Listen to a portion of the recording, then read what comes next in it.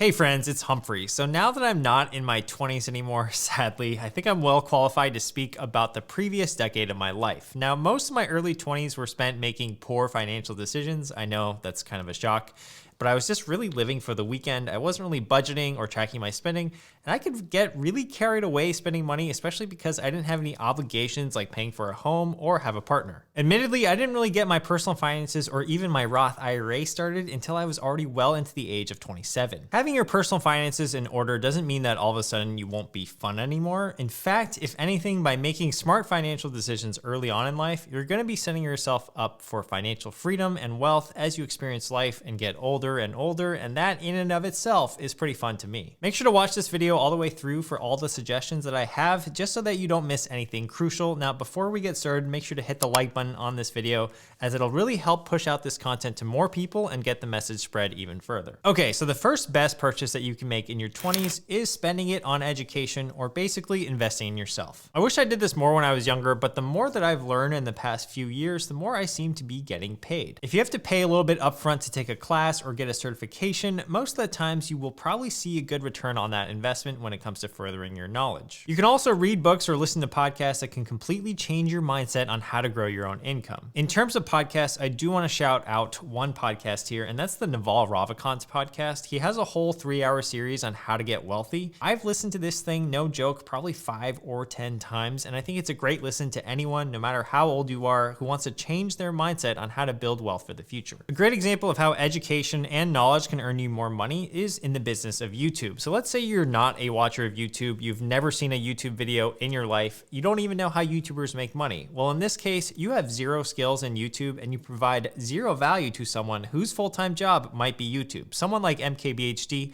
one of the biggest tech YouTubers in the world, would probably not want to hire you due to inexperience. But now let's pretend in a different scenario that you've spent 2 years working on your own YouTube channel, and along the way, you've taught yourself and learned different things about the platform. Maybe you start to realize that the way a video is titled will drive more views to the video, or you might even figure out a neat editing trick, or you realize how the YouTube recommendation engine works. All of a sudden, you now have a valuable skill set because you've learned a lot of this yourself. You have a base level of knowledge that gives you a much higher chance of being hired by someone like MKBHD, who might be looking for someone exactly like you. The same goes for any other profession where having more education and skills comes in handy. Essentially, by having more knowledge, you can deliver more value and therefore get more income in the job market. All right, guys, so the next best thing in your 20s to buy is actually a plane ticket for solo travel. A plane ticket is more about kind of finding yourself and experiencing something in complete solitude. Oftentimes in this like really tech heavy world, we're seeing so many constant streams of, distractions, alerts, and constant socializing through text messages and social media. Traveling solo can really give you a lot of opportunities. Not only does it teach you a little bit more about yourself, it can build your self-esteem and confidence, as well as you might really learn what fulfills you at the end of the day. You might also make some contacts in other parts of the world, you never know, that could help you out later on in life. It also really doesn't have to be that expensive. Oftentimes, the most expensive part is just the plane ticket. Now, if you pick a low cost of living destination, for example, Bali, you can actually get a great experience without breaking the bank. All right, this next big purchase gets really serious, so listen up. In your 20s, you want to be buying index funds. I think a really important thing to do in your 20s is actually to get started with investing, and that's because of the compound interest effect. The earlier you get started with investing, the more time your investments have to compound on each other and build up a big balance by the time that you're older. Let me illustrate that for you. So in this scenario, Emma starts investing $250 a month starting at the age of 20. By the time she's 65, she now has more than $1.25 million. If Tom invests more with $300 a month, but he starts at the age of 30, that means he started 10 years later, that means his total balance at the age of 65 is basically half of that of Emma's. That's pretty crazy. If you're really new to investing, there are easy to buy investments that automatically give you diversification and upside, and that would be the index fund. It's a type of pooled investment that you can buy in your brokerage account, and the way that it works is the fund itself will invest into different sectors or indexes, and by buying into that one index fund, you own a small percentage of everything that it owns. So for example, if you were to buy an S&P 500 index fund, by buying that one singular particular fund, you would own a small percentage of every single stock in the S&P 500, thus tracking the entire index. That automatically provides diversification, and buying an index fund is way cheaper than individually buying into each one of these 500 companies on their own. Historically, the S&P 500 index fund or ETF has averaged around 8% a year return as well. Now, in terms of index funds and other individual holdings, where you buy them is pretty important, and that's why I think it's best to buy them in a Roth IRA, especially in your 20s. I've talked about the Roth IRA a lot on my channel, but it's a tax-advantaged retirement account that anyone can start as long as you have what's called earned income. The beauty of the Roth IRA is that any investing that you do in that account is actually tax-free. Now, in a typical brokerage account, let's say, for example, you invest $1,000 into index funds.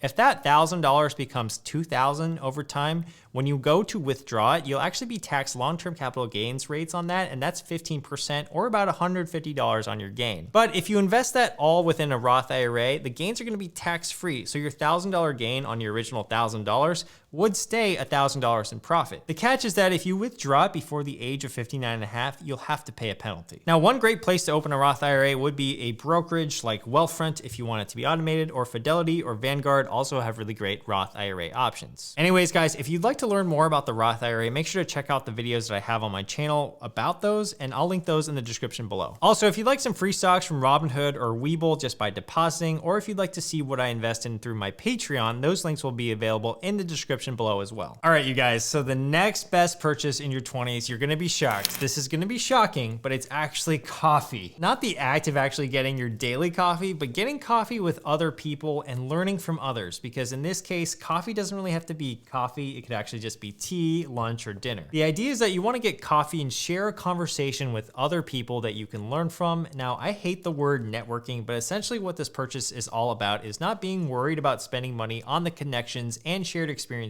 you can make with other people. Money spent on spending time with other like-minded people and colleagues could actually prove to have huge returns for you in the future. There's a popular quote online that you're the average of the 5 people that you spend the most time with, and while I don't think that it's exactly 5, I do think that spending time around the right people can unlock huge growth opportunities for you, as well as you'll be able to learn from your mistakes even faster. So if an opportunity ever presents itself for you to go somewhere and share some knowledge with others, I think you should take it, because you never know where it might lead to. It might even lead to bigger opportunities down the road for you. Okay, so the next greatest purchase is some form of reliable transportation that doesn't cost you an arm and a leg. If you're living in a place where you can walk or bike to work, now that would be absolutely ideal, but in most of America, you do need a car, and too many people, I think, in their 20s really just want to flex on their friends and show that they've made it by getting a flashy car. Now, I don't really blame you. I was the same way in my early 20s, but what I realized after a while is that cars are depreciating assets. That means they lose value over time because of the wear and tear that goes on with driving a car. In fact, did you know that after you drive the car off the lot, it usually loses 16% of its value right off the bat? That's because it goes from a new to a used car as soon as you drive it off the lot. As a quick rule of thumb, a car will lose between 15 and 20% of its value each year. So what that means is, in order to get the best value possible, we should be looking to buy used cars that are 3 to 4 years old to take advantage of their depreciation curves. You're still gonna have to deal with some depreciation no matter what, but at least most of the depreciation has been whittled away in the first 3 to 4 years. Now, that used car sweet spot definitely depends on the make and model of the car. Every car is a little bit different, but for most brands, 3 to 4 years used is a good time to buy the car. Another good rule for knowing how much you can afford in terms of a car is the 20-4-10 rule. This says that you should put no more than 20% down when financing a car,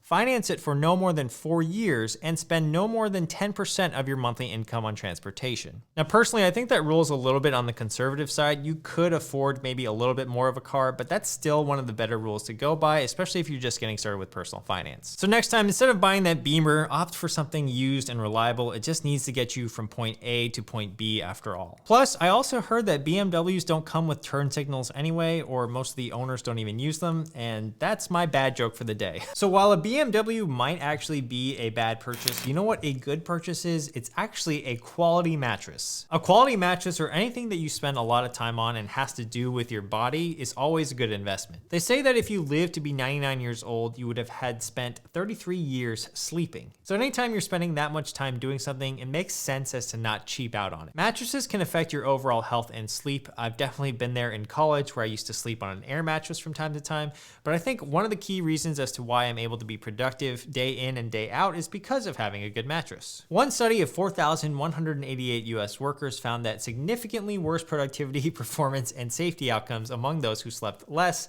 and estimated a $1,967 loss in productivity per worker due to poor sleep. You might spend a lot of money upfront on a mattress, maybe $1,500 or $2,000 or $3,000, but if you have that mattress for over 10 years, essentially that means every night of sleep is a lot cheaper when you think of it on a per night, per sleep basis. So yeah, definitely don't cheap out on things that are good for your body. That's what I would say. The next great purchase that you can make in your 20s is to acquire some real estate. If you're in your 20s and the numbers and math work out, then it might be actually a good purchase to buy some real estate because it provides some protection against inflation and can appreciate with housing prices over time. For example, if you're able to put a down payment of $40,000 in your 20s on a $200,000 house in Texas, and you're able to rent out that house for $1,500 a month every single month, that means every year you're making about $18,000 in rental income. Not only could you make money with a property like that, but you'll also be capturing appreciation over time. Now, there is another method when it comes to real estate that can generate you wealth as well besides a rental property, and that's actually with a primary residence, and that would be called house hacking. If you're able to find a place with multiple rooms, multiple units, or additional dwelling units, then you can live in one of those units and rent out the other. The idea is that if you're buying a primary residence, you don't have to put 20% down. You can get away with a lower down payment, and instead you can rent out the other units, use the rental income from your additional dwellings to offset the cost of your mortgage. It's one of the best ways to generate wealth because it eliminates one of the largest expenses, living, because you basically live for free as your tenants help you pay down your mortgage. If you can invest in some real estate when you're young and in your 20s, I think that's a really good way to go to build your wealth in the future. Okay, now this next purchase is a little bit controversial, but that's actually buying a gym membership. I think having a gym membership or paying for workout classes is a good way to separate your home environment from actually having a space for exercising. Now, selfishly, I also know that because I pay for a gym membership, I'll actually go to the gym, versus if I didn't pay for it, I'd probably just sit home all day and kill dragons from my bedroom instead. Joining a gym gets you access to equipment that you probably wouldn't buy for your home. You can also do a variety of workouts in one location. It's a good way to build a routine, and if you are a creature of habit and you build this daily habit of exercise, there are a lot of mental benefits as well. Exercise raises your energy levels, combats stress, battles fatigue, and improves your general well-being. I'm all about investing in yourself, and also the added benefit of a gym is you actually might meet some other people that are like-minded as well. All right, guys, so that was my list of best purchases for your 20s. Make sure to subscribe to my channel for more videos like these in the future to grow your wealth. Also, just a gentle reminder to check out the links in my description below for some free stocks and the Patreon, and I'll see you guys in the next video. Peace.